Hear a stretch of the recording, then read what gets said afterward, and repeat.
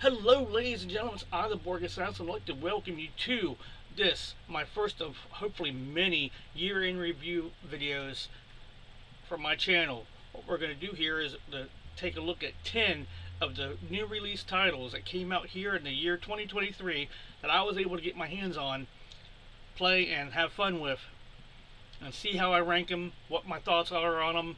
And of course, my opinion is probably going to be different than yours, which is okay. We're all entitled to our opinions, and there's no one out there saying that, hey, you have to like the games I like.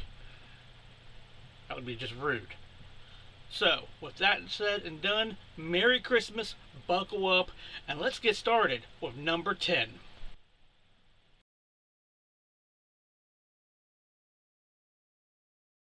Okay, so starting off our list here at number 10 is a game called I Am Your President. It came out back in February of 2023. It is a satirical look at being the United States president through basically decision making. You spend most of your time in the Oval Office. Your aides come in looking like cardboard cutouts, just waddling back and forth. You've got some strange ass decisions to make, and ultimately you're attempting to, air quotations, make America great again through a extremely satirical game. So take it with a grain of salt.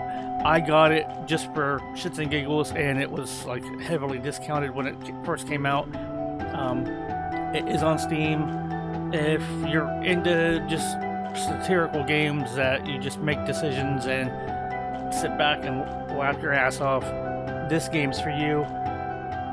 I've only played it maybe 3 or 4 times out of boredom, honestly, and that's why it's starting out on my list at number 10.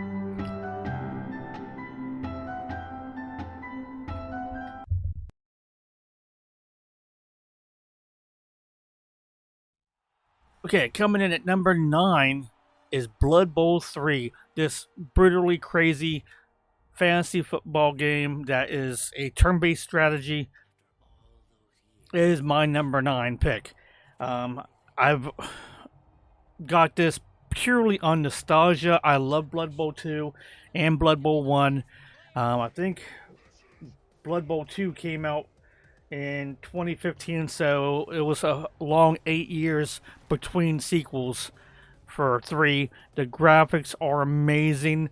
The brutalities, whether it's the just getting knocked down and tackled, to knocking them out, to injuring them, to downright killing your opponents, it's just all crazy fun, and I can't get enough of it. The only downside is when it comes to this game, I suck. There's nothing wrong with this game. It's just I have no skill, and after a while, I get bored of it. I get bored when I realize that I'm going to lose, and yeah, I am yet to play against another player. That might be my problem, just playing against the NPCs and the computer, which itself is fun, and I greatly recommend checking this game out. I just haven't gotten around to, playing against another player, playing against someone else. Who knows? Maybe there's someone out there that's worse than me, and I could actually win against them. Who knows? But other than that, yeah, this is my number 9 pick. I recommend it, especially if you're into turn-based strategy games, or if you just want some kind of cheesy little fun fantasy football game to try out for shits and giggles. I'd recommend it for that too. It's it's PvP, it's multiplayer. You can play it single player against the computer. It's just all in all fun, and I can't just quit gushing over this game. So yeah, that's number 9 on my list. I guess we need to move on to number 8.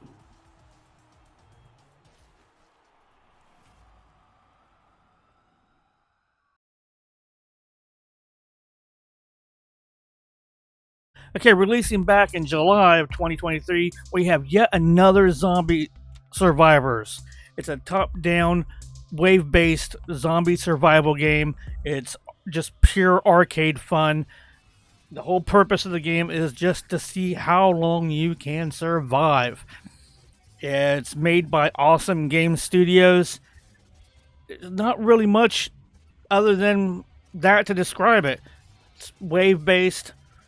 You're just killing zombies and seeing how long you can survive. That's it. There's nothing else I can say about this game other than it's fun, it's addictive, it's a great boredom buster, and it's my number 8 pick. So check it out. See how long you can survive.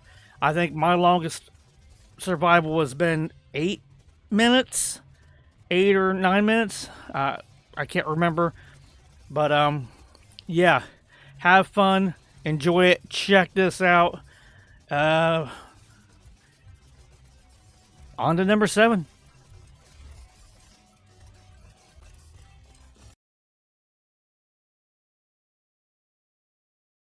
Okay, releasing back in April, we have this fun little free-to-play game called Disney's Speedstorm. It is a kart racing type game, basically Disney's version of Mario Kart. You have countless Disney characters that you can unlock and play, and this won't be the first. This is going to be the first one, and won't be the last game I talk about this on. And of course, it has microtransactions. It being a free-to-play game, of course it does. So you can either grind and unlock the characters, or you can pay to get them. Now there is a small pay-to-win element to this game, because not only do you unlock characters, but you unlock stuff to upgrade your characters, make them faster, make them more nimble, make their power-ups last longer, all that fun stuff. And yeah, you have multiplayer and then you have single player. It's just crazy fun. I recommend it. It's a game that my wife turned me on to over the summer. It's made by Gameloft, and yeah, you will be amazed at just what characters they have in this game. Everything from Baloo from the Jungle Book to Captain Jack Sparrow, Lilo and Stitch, a bunch of the other experiments from Lilo and Stitch, Pixar related properties like Toy Story and Monsters Inc. It's just, and the background music, the levels, it's just all pure fun. And like I said, it's free to play. You can unlock the characters by grinding out, or you can buy them. But if anything, I just recommend checking it out. It's fun. Fun for the whole family, actually. So that's my number 7 pick. I guess move on to number 6.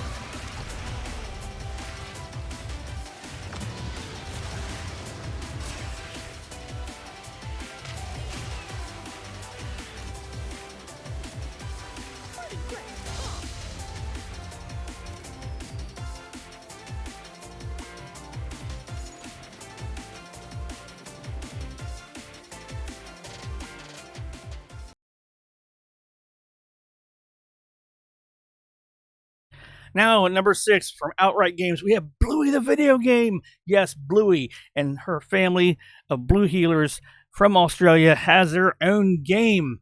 It is fun. It's adorable. You just can't get enough of it. It's basically Bluey Bingo find a treasure map that Bandit and his brothers made. And the whole idea is to complete the map, find the missing treasure, and basically just have fun. That's it. It's that simple. Holidays!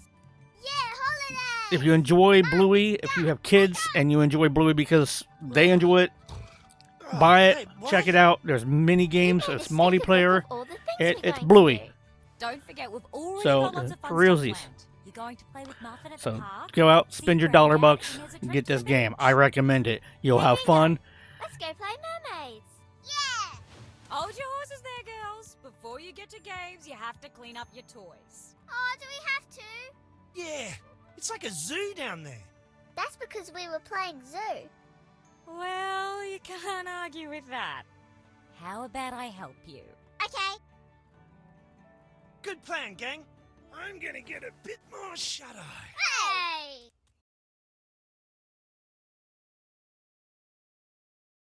Hey! Okay, coming in at number 5. In my opinion, I'm pretty sure was not released in 2023. According to Steam, it was. According to Steam, it was released back in August.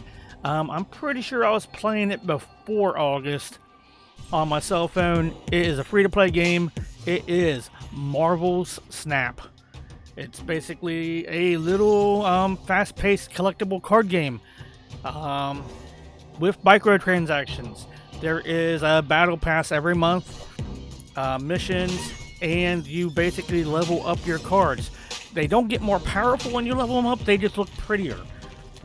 They go from just being a 2-dimensional to a 3-dimensional image to animated backgrounds and borders. But when it comes down to it, it is fun.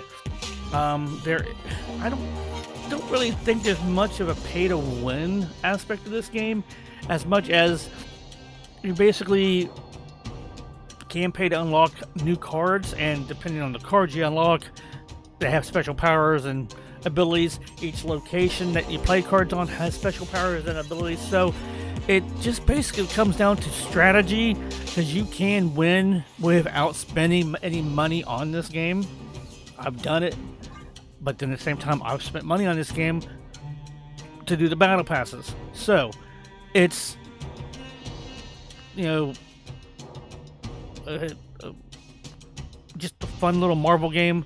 Like I said, it has collectible cards, it's fast paced, and also if there's something that seems to be game breaking about it, like if they feel like one card has been made overpowered by accident by the game developers, or if the players figure out a combo to make a card overpowerful, they debuff it. They will debuff the cards every month. When there's a new battle pass, there's also player updates, or developer updates I should say, where they're listing, you know, this is what's being changed.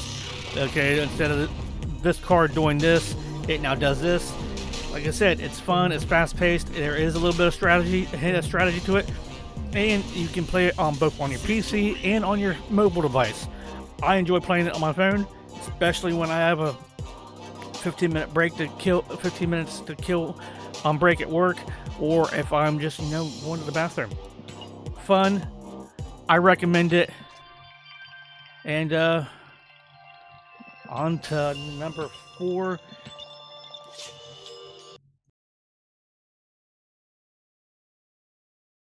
Okay, coming in at number 4, we have Jagged Alliance 3, releasing back in July. This turn-based strategy game is one of my favorite franchises of all time. I grew up playing Jagged Alliance and Jagged Alliance 2. I think back in 1999 is when Jagged Alliance 2 actually came out. It was one of my favorite turn-based strategy games. You control a group of mercenaries. You have to do money management and morale management, because some of those mercenaries have some attitudes and personalities that don't get along with other mercenaries. A good example is racism. There is actual racism in this game. You get one person who is all about being, you know, gun-ho redneck American and refuses to work with foreigners like, say, Ivan and his nephew, which are from Russia. Yeah, it gets very tense when you're just trying to get your team to work together. And then on top of it, it's turn-based like XCOM. You got enemies, you got the Legion. It's insane. It's fun. I recommend it. Want to see more gameplay footage of it? I do have some videos on my channel on this game. This is one that's been highly anticipated by both myself and my brother Otis. If you haven't checked this game out, go check out the other videos, the videos I made on this game, the gameplay videos that is, or just go and buy it and check it out for yourself. It is nice. You've got weather elements, you've got height elements, you got physics. It's just downright a strategic game that every choice you make affects the world around you. So go at it, check it out. I thoroughly enjoy this game. and I'm sure you will too. On to number 3.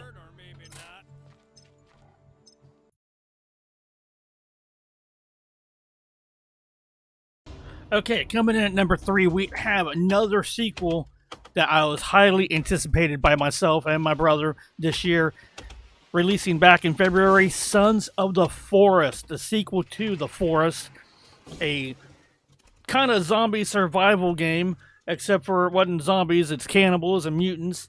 You're on an island, and you basically got to craft shelter, look for food, and, survive cannibals and mutants, but also now you have to survive the elements because the developer over In-Night Games added in elements. You have the seasons, you got winter, you got spring and summer. You have to worry about water, food, these bloodthirsty cannibals, and then mutants. And there's an awesome story to this game, an awesome backstory to this game that you just have to experience for yourself. My favorite part of the game is the crafting base building. That's my favorite part of it. Going around killing random cannibals is also fun too. But yeah, for me, it's all about the crafting and the base building. But heck, like I said, the story is phenomenal. It's worth a look. If you've never played Sons of the Forest or The Forest, but you are into survival horror games, you need to check this game out. It's a must. And there's a reason it's number 3 on my list, because it's that good. And then on top of it, the graphics are so nice. And also, unlike in The Forest, you actually have an NPC character that will help you. Actually, you got 2 NPC characters that kind of help you. You've got Calvin or whatever his name is, who's deaf, dumb, and thankfully not blind, that can go around and help gather supplies and resources. And then you got Virginia. Virginia is a 3-legged woman who also, I think, has 3 arms, if I remember correctly, who's basically a mutant. In this game, she is a billionaire's daughter. In the first game, in The Forest, she was just a multi-legged, multi-armed mutant that was out to kill you. There's sharks, there's orcas, there's turtles, and there's so much in this game. There's a mutant we call Fingers.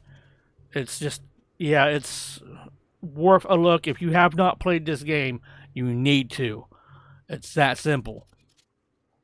So, yeah, that's my number 3 game. I have videos, gameplay videos up on the channel of early days of the game. And the best part of this game is In-Night Games has been doing regular updates. They have been adding to the game since day 1. It's just phenomenal. You started off with just being able to build shelters out of logs and trees. Now you can build shelters out of stone and bricks. Like, you can actually build yourself a castle if you want. You build traps, you get solar panels, and get energy from solar cells. You can have a little not handcrafted, but 3D printed light bulbs. I don't know how you get a light bulb from 3D printing, but you can. It's just, it's so much to it that it's hard to describe. This cannibal infested hellscape, if you will. And for me, also another thing I love about is the diversity of the cannibals. You have different tribes. You have different types of cannibals. The mutants actually will attack the cannibals as well. And my favorite cannibal is actually this dude that runs around with the engine of a motorboat trying to kill you using the propeller of the propeller blades of his engine as a weapon. It's fantastic. It's kind of goofy, but you really need to check this game out. Now on to number 2.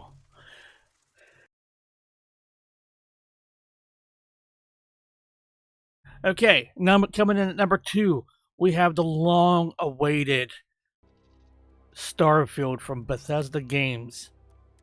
Released back in September, this game has been a legend, a myth, an icon. Well, I shouldn't say an icon, but a myth and a legend for the longest time. We just heard rumors about this game, and then finally Bethesda dropped the teaser trailer and said, yes, Starfield is real, it is coming, and now we finally have it here in 2023. And just like Bethesda games, 9 times out of 10, it came out with some glitches. It came out with game-breaking glitches. It came out with glitches that just made the game a little bit more interesting. But the game itself is worth playing. Oh my god, this game it's Skyrim and Fallout in space. That's probably the best description anybody can give of this game. I love it. Just how in depth they went. Bethesda knocked it out of the park on the story and the different things, the different choices you have. I mean, you can customize your spaceship. I mean, that right there in itself is amazing. But then again, like I said, it's Bethesda, and it came with glitches too. A couple game-breaking glitches I came across while playing it for myself. One was a glitch where my starship, when I landed, it basically you can see the inside of it, like the outer shell, the outside of the ship was pretty much invisible, and you could see the inner rooms of your starship, which made it really hard when you're trying to go aboard and you could not interact with, you know, the hatch to let you into the starship to go to your cockpit and take off. Another game-breaking glitch I encountered while playing the game randomly is the zero gravity glitch, as I call it. There is times in the game where you'll board an enemy ship or go aboard a ship that's dead in space, and the gravity's turned off. There's zero gravity, so you float around. Well, I encountered a couple glitches where when you'd land on a planet and there's supposed to be gravity, you'd float around with your arms like a scary ghosty, like there was no gravity, and you couldn't interact with anything or go prone or stealth because, you know, the game is saying there's no gravity. Other than those two game-breaking glitches, it is worth playing, in my opinion. Another thing I ran into a problem with is, I don't know if it was just my gaming PC is not powerful enough to run it, or if it was just something wrong with the PC version, but it lagged out something fierce. Cutscenes, combat, it was a laggy mess. Playing it on my Xbox Series X, perfectly fine. Yes, I did get the zero gravity glitch a lot on the Series X, but the actual gameplay, it didn't lag out. It was smooth, it's beautiful, and I recommend this game. Everything, and it has multiple playthroughs. You beat the game and you go into another universe, and yes, you start over, but you start over where the universe is different. There's actually one universe where all the characters from everybody you interact with in Constellation, which is, I guess, your Explorers Guild, is you. They look all like you. It's so nice. It's refreshing. But again, there's glitches. There are things that's going to make you go, oh my god, please stop. But you can always go back to an earlier game save and reload it. So it's worth it. Take the time, invest in it, and if you're playing on Xbox, I mean, you're practically playing it for free because Game Pass. So yeah, this is my number 2 pick.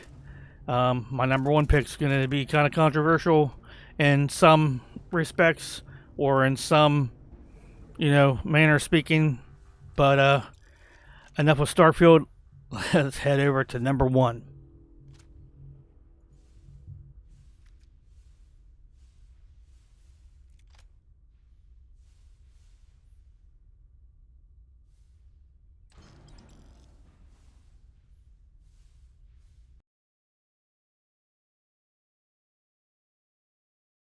Okay, so my number 1 pick for 2023 is Hogwarts Legacy by Portkey Games.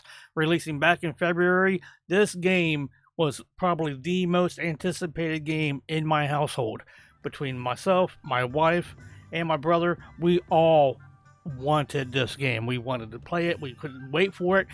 It was years in the making. It was one of those games where, like Starfield, You heard rumors and never thought it was going to come. Well, it finally came, and of course, Warner Brothers Games. I can't talk. I'm sorry. I'm so excited. Put a lot of work into it with Portkey Games. They did launch with some controversy because of idiotic things that J.K. Rowling said about trans people. And I feel like the game developers did this on purpose and smacked her in the face by making the most interesting NPC in the game a trans character, which for me I love because it was the pub owner.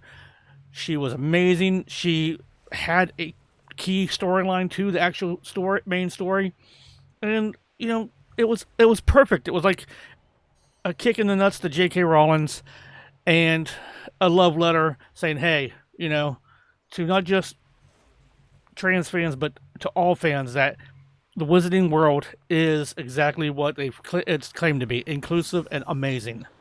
And this game was just that. From the spells you can learn to the actual gameplay itself, I couldn't get enough of it. I had to wait a month for my wife would let me play it because she dominated the Xbox playing it for like a month, making sure she did all the houses and playthroughs that she could. And then for me, I mainly played just the Slytherin playthrough, but this game, I kept going back to it. It was the one that pretty much, like I said, it dominated my Xbox for most of the year. So, I mean, it is, in my opinion, the game of the year. Even though it got no nominations for Game of the Year, so I don't understand that. I mean, the details, to the graphics, to the locations, everything was elegant and perfect for this game, in my opinion. But hey, it's just my opinion. Everybody has one, and I'd love to hear yours. I mean, on any of the games that we covered today in this top 10 list of 2023, there was games that I really wanted to play in 2023 that I wasn't able to. Baldur's Gate was one of them, along with the new Armored Core. City Skylines 2 was another one. Unfortunately, I didn't get to them. I wasn't able to. Hogwarts Legacy, though, is my game of the year. This is my number one pick, and honestly, I'm not gonna apologize for it. So, enjoy. Thanks again for watching. If you're not already a subscriber, please subscribe. Hit that like button if you like this video, and we're gonna do a bonus game here in a second, so stick around.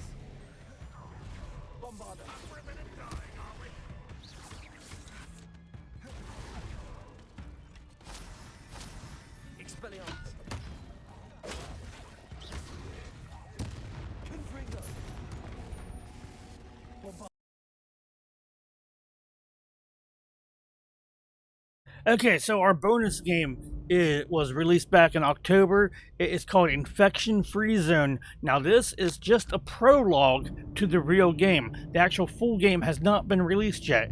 So, in this game, you get to play the first 8 days of, a survival zone in the zombie apocalypse. The really cool part is the world. It's the entire world, planet Earth, is the game zone that you play in. You basically start off as a city builder and / simulation, and the city maps are based off of Google Maps. So in theory, I could actually go, once the full game is released, and play a zombie survival game and have my headquarters be my home, my actual real world home. What we called the mad in theory. The prologue / I call it a demo. You have 6 real cities from around the world to play in. Again, it's a post-apocalyptic city builder game. It's also a zombie survival game. It's really interesting. I love the concept, and I cannot wait to see the full version of this game. So I just wanted to throw this in here as a bonus. It's called Infection Free Zone. It's the prologue, and it came out in October. So, check it out, if anything. If you enjoyed this video, like I said before, hit that like button, subscribe if you're not already subscribed. Thank you. Merry Christmas, and I will come back again next year in 2024 with another top 10 new release games of the year video. So, until then, I'm the Borg Assassin. Thank you for watching, and good night.